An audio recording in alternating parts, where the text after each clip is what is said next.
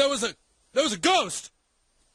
Did you see the ghost? It was a spooky ghost! He's Philip McCabe. He's Viral Vinnie. And this is Recent Review.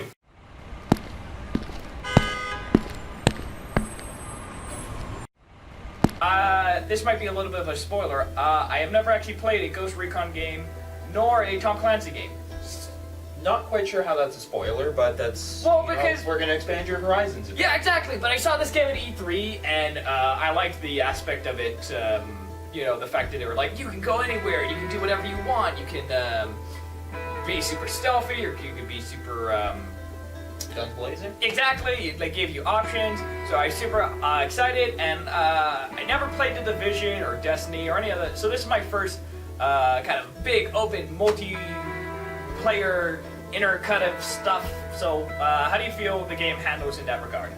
In regards to the open world, I think it's easily one of the best in recent memory. I compare it to The Division, because that was Ubisoft's last real open world. It's freaking huge. Like, it's massive. Like, again, you see, like in Grand Theft Auto or something, it's like that's a kilometer away. You're like, whatever. It's like a 5-minute drive. It takes 10 minutes real time to fly straight across the map. Fly, let alone walk or drive. Yeah, and dealing with the bad guys and so on. But here it's like, oh no, you actually have to climb up the stupid cliffs and parkour and get stuck on rocks. And absolutely. Was it with you or someone else? But I got stuck. There was like a little triangle rock which I got stuck in, where Yeah, that was with me. Unfortunately, that's par for the course with this game, that there are times you're getting stuck in things. But for me, that's really the only flaw of the open world, is it's almost too big, too grandiose for its own cause, because you get stuck. Yeah, like boats are useless. Yeah, like boats, it's like you can basically, I just use a boat to go one side to the river, and then I just get into a car, because like boats very rarely go to the because a lot of the bases are on top of mountains and all that. So like same with planes. Like planes, I love in GTA, but here they're kind of useless. Also because they turn like a freaking bastard. They got weird handling. Well, have you ever flown an actual plane? That's how they fly. But in Grand Theft Auto, it's a dodo, and you can flip and spin. No, this one just like if you turn it to left, it'll just start doing barrel rolls, or it'll just like spin uncontrollably. But no, I think the vehicles, they vary enough that it's kind of nice. And I don't know if you got this experience, but I found on my playthrough by myself and even with other people that as much as all the vehicles tend to have that crummy Ubisoft driving mechanics, they all feel slightly different from each other, and the weather and everything genuinely does affect it. You're sliding around the road when there's mud. Yeah. Same with like the even like the different types, like just going from like an actual truck to a sedan. Mm-hmm. Like trucks, like you can just like drive up the side of mountains and not care. And like I think like anytime I drive a sedan, I get stuck within like 5 minutes. Yeah, it just doesn't have the horsepower to be going up like that. Because the big thing for me was, like I said, that whole stealth thing, that you could be like a squad and all that, and like you be. How do you feel like the game does in terms of like your character like customization? Because like, I don't know, me personally, I don't really feel like a squad. I just feel like 4 individuals.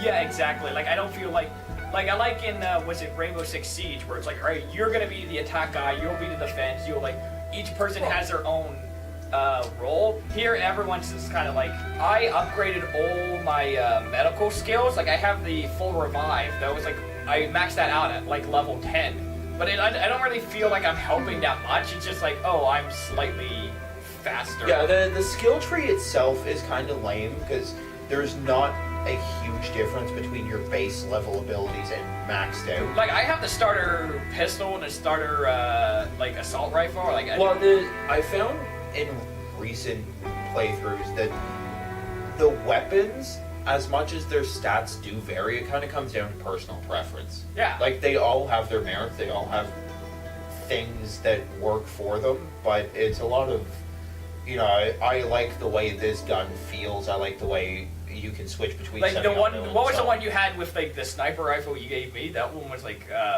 with the big one, the one that made a loud noise. That was the HTI, which can take out helicopters in a single shot. Yeah, that's a sniper rifle, and it just like has this huge kickback where it's like, boom. I'm like, okay, there is a difference to the guns. But absolutely. But it's a lot of minor stuff where like even the like even going from like because like you can put a sniper rifle onto your assault rifle and all that. Well, To a certain extent, yes. You can get the like long barrels for your assault rifles and almost turn them into snipers. But, Yeah, exactly. like I said, it's a lot of personal preference. Like however you want to play. Yeah, I you do can like set that. up your guns in that play style. Oh yeah, because like I said, like so it's not like a full-on squad base. They still give you like a fuck ton of like all the different like stocks and barrels and extents and clips.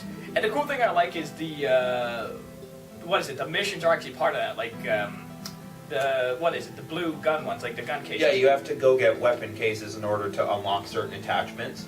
And I think that kind of gives the players an incentive to not just do the story. Yeah. Because, if you focused all of your attention into getting weapons before doing anything...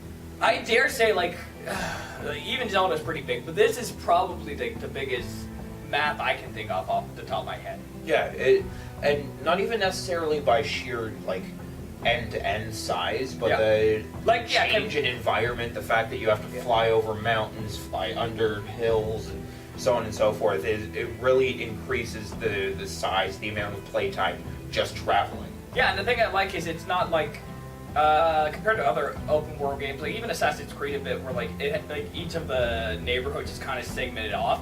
Once you do the first like few missions, it's like, yeah, I go. Yeah, go ahead. Like you can go to a level 5 area in like your first 5 minutes, and I did that all the time. So I'd be like, why am I dying? Why am I dying? Like, oh, this is one of the hardest missions in the game. Like, and I kind of just wandered into it. Like, there's no real divide where it's like, all right, do this, and then you unlock this, and do this. Like, you can just tackle the missions in whatever order and whatever way you want. Like, you could just do all the side quests in one areas, or you could just do like the main stuff and then come back to it later. So.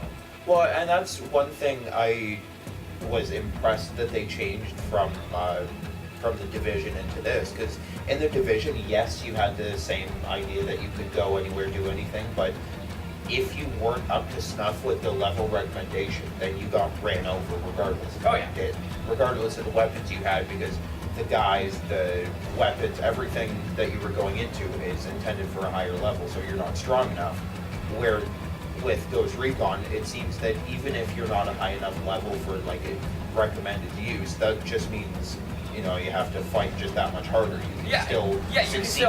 Because like I said, I like you were telling me about the camo system, and I didn't even know that. But apparently, like if you change your clothes, it actually like it affects how people see you. But like I said, I didn't even know that. Like I was totally fine. I never had a complaint with a mission where, again, maybe. So like I said, I do like that the game gives you so many different options.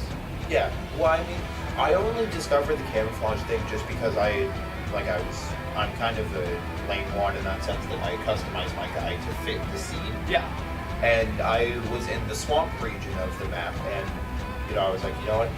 I just found out that they have CAD pad camouflage, which is what the Canadian Armed Forces uses. And I'm like, yeah, I'm gonna use that. Homage to my brothers. Yeah. And there's no rating like Metal Gear. I know there's the camouflage index where it's like 80%. Or like this game doesn't tell you that at all. It's like I think it's just a kind of a little bit of an engine that they put into the game, because even like the Splinter Cell games, throughout the game you can customize your playing co-op anyway, you can customize your guy to look really fucking stupid, or put him in a janitor outfit, even though he's got the gas mask and everything. I will say that's my one kind of minor complaint with this game is like I wanted to make like an awesome badass like military dude, and it's a lot of like jeans and t-shirts and there's not a lot of like actual military garb in this. It's a lot more like kind of casual stuff. Which, but it fits with the fact that you guys are undercover operators. Yeah, you're undercover. You're like basically it's just a U4 guy. There's no backup or whatever, but it's just like I kind of wanted to make like some awesome like I know they give you like boys. Your guy has basically like a SWAT suit on, and I know that's one of the defaults. It's like a whole like ballistic helmet and armor and all that. Yeah, you can go really in depth, or you can make it really silly. Like there's people that I've seen walking around with just a tank top and jeans. And they gotta have short shorts. They should have short shorts. That would be pretty great. Because I know there's flip flops, so you should just do flip flops and like freaking like be a freaking like bright pink, just a beach bum. Yeah, exactly. I'm sure the Santa Blanca would never no, Santa Blancas are the good ones. But Santa Blanca is the cartel that you're trying to stabilize. Yeah. I'm sure the Santa Blanca would not notice that at all. It's like, oh, there's a guy in a pink tank top and the Daisy Dukes running through the jungle. I'm sure he's fine. It's fine. No, and what I noticed it just recently, actually, that depending on the weapons you have equipped, it changes the, like, ammo pouches and stuff on your vest. Yeah, you showed me that too, yeah. So, like, I can't even imagine, like, me where I just use, like, random pieces of whatever, like, my character would probably look so much better. Because, like I said, like, the thing I hate was, like, again, minor nitpick, but, like, you have to have the backpack, because that's where your drone is. But it's just, like, I was trying so hard to, you can, like, but even the little stuff, like, on the backpack, like, the watering case and the, all that, I've seen that change, too, with your, the explosives you carry. Yeah. Yeah. I guess the last big thing for me, though, is, the game's big. The big game offers a lot of things to do, a lot of options. For me personally, I found like going from Zelda, which is like each of the dungeons is its own unique puzzle, and like you can just do it however you want. This one is basically the same thing of like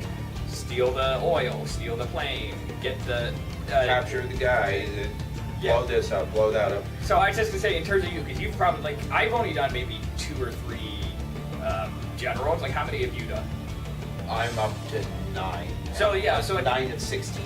Yeah, so in terms of that, just like do the like how do you feel the missions like change or whatever? Like they get better? Well, the actual missions themselves don't really vary from one to the next. Like the story missions vary enough that in each district, you know, you're experiencing. You have to capture one person, you have to kill one person, you have to blow something up. But you know, it all depends on your playstyle. I find with this, it's that sweet spot where however you want to play is how the mission plays out. Like, you can go through a mission having never fired a single bullet. Yeah. But it all depends on you. I do like that aspect where even though you've got the other 4 people, they're kind of fucking useless. Yeah, so, the teammates are useless. No, but yeah, so like even on a single player, it does change. Like, even going from like 1 people to 2 people to 3 people, like, the amount of people you have really does change, like, how you play the game and all your different options. Where, by myself, it does feel like a stealth game, like, where you're just slow, or at least for me, where, like, I'll slowly crawl, like, from one enemy and then slowly sneak to the other one and kind of just, like, bip off. And then when I have 3 people, we're just like, fuck it, we're not even thinking, we're just, like, running in, like, everybody's shooting and there's no stealth, so, like, I'm surprised like how varied it can go from being like super stealthy and super like even tactical with the sync shots to like just like full blown action, whatever. Who cares? Like you can, like it adds just a certain je ne sais quoi to it that you can really do every single mission, every single weapon part how you want to. That's the thing I'm surprising me the most is even though I'm like these missions are boring, this mission like it's just fun to play with other people. Like you're just like I want to get the next gun part, I want to get the next mission, like whatever. Like I've done this mission 1,000 times before, but like you said, let's try it this way. Let's try this different tactical like let's try be stealthy. All right, like that didn't work. Let's try like the game really just like on a base like it's like even you were showing me you can drop vehicles and all the rebel like stuff. Yeah, and you're. You get the different abilities or support from the rebels, and you can call in mortars, you can call in guns for hire, you can call in a diversion and just kind of distract guys, or you can have vehicles dropped off. Yeah, but overall, I don't know. Like I said, on many levels, like, because people always tell me like, is this game good? I'm like, oh no, it's not good at all. But like, I play it for a lot of time. Like I enjoy playing it. So it's one of those things. Like, yeah, the stealth's.